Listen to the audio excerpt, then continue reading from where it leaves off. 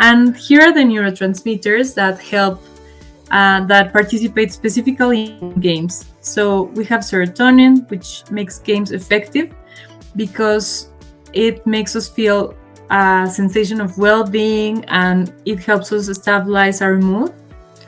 Also, dopamine makes games memorable because it helps us feel, well, it makes us feel motivated and rewarded. So that's why sometimes it is called like a drug, but that's not a great thing to mention in education. So let's keep it in just memorable, right? Then we have endorphins.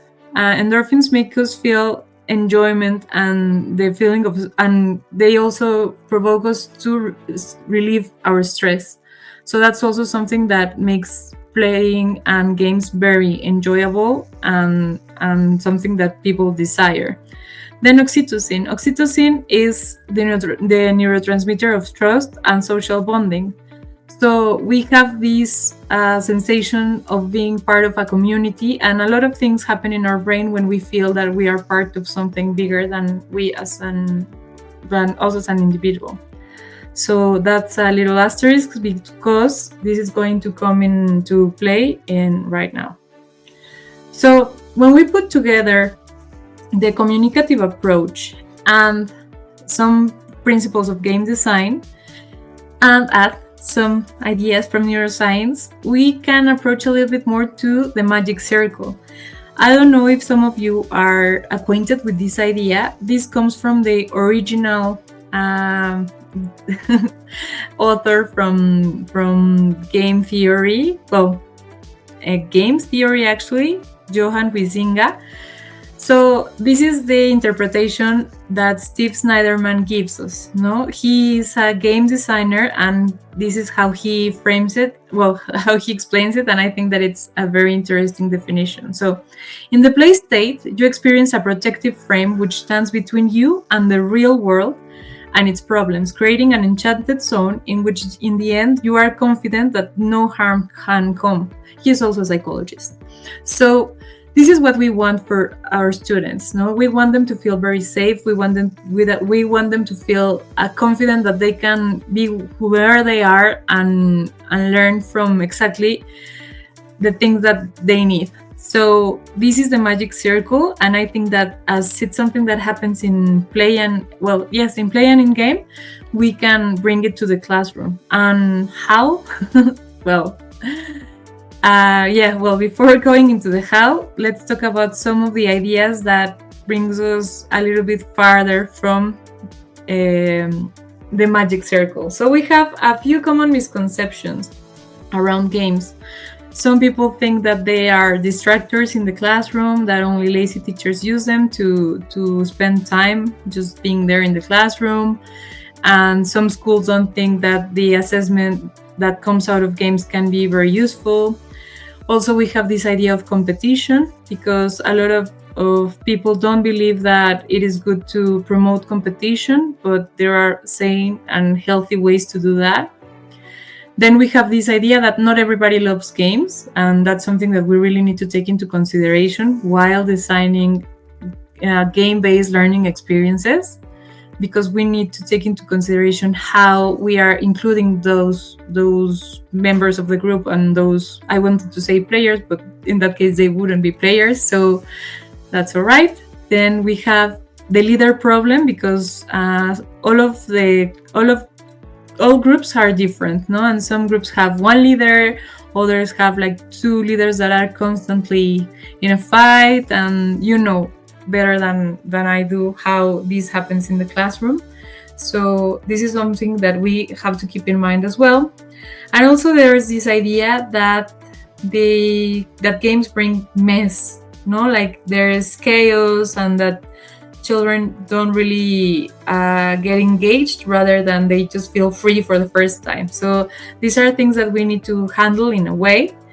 And we also need to keep an eye on the material. And so all of these things can become strategies and things to learn from, but we need to be sure as how to do it. So first, we need to be very good at giving instructions. So I know this, telling you these teachers is not like new, but in terms of playing games, it is very important that you learn how to play beforehand. Because I don't know if you've been to a party or somewhere where someone is very excited about a game that they just bought and they want to start playing with you, but they don't know the game, so everybody gets disengaged before even starting to play because nobody really is following the instructions. So that's something that we need to be very mindful of. Also, just one person should teach how to play, because having two or more people trying to explain might become then a true mess. Then you can create a narrative, like you can think of the game as a story or as a movie, and then explain the students, like this is the first thing that's going to happen, then this is going to happen, and finally this is how we know that it's finished.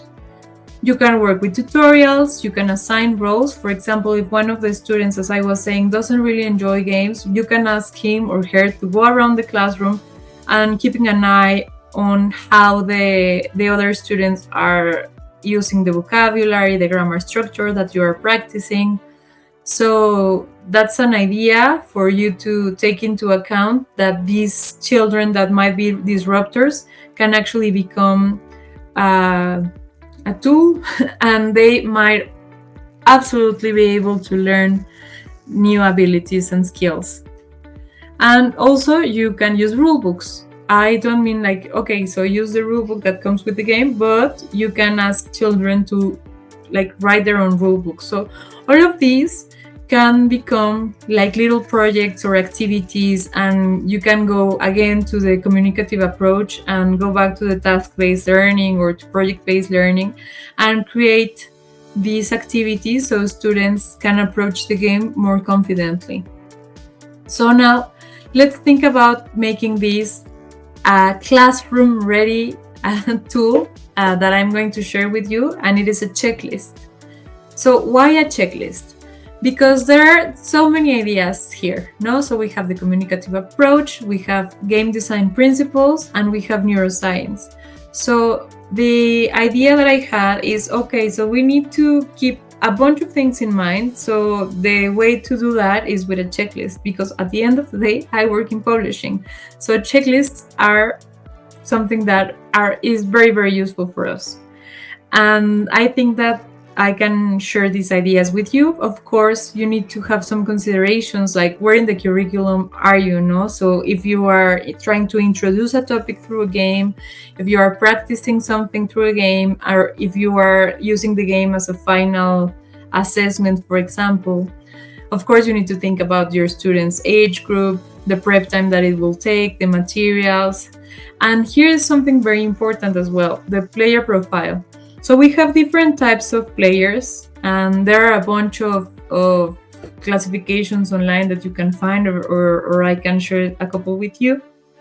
But the idea is that not everybody plays for the same reason or stays playing for the same reason. So, for example, we have explorers that they tend to just wander around the game, testing limits, trying new things. We have the people who are very competitive, so they are only focused on winning. Or there's people who just tend to be observers, so they just stay there, look around, learn, but you don't see them really engaged while they are. So this is something that we also need to take into consideration, because as I was saying, so groups vary, and you have to be mindful of that. Also, you need to think about the kind of role that you are taking in the game. If you are a co-player, if you will be leading the game, if you are going to be just an observer as well.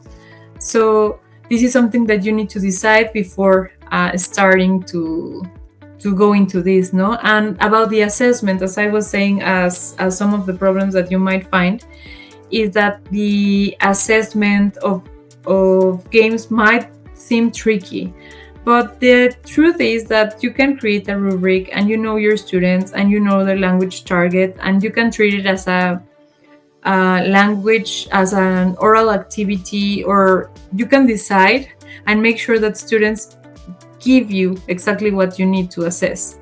So also you need to create some general rules regarding playing, no? Because you have your classroom rules, but you also need to have some rules within this hopefully magic circle, where students need to know that even if they are very excited or if they are passionate about the game or something like that, they cannot call each other names, or they cannot shout or things like that, especially because we all work within institutions and we need to be mindful of the main, like the structure over us.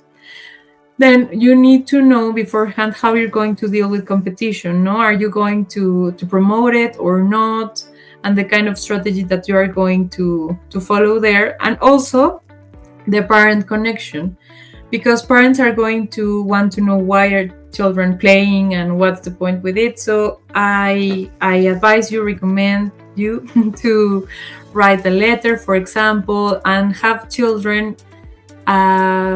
be very aware of what they are doing, no? So state the objective. I mean, we will take a look at the checklist, but this is something that I wanted to delve a little bit more in.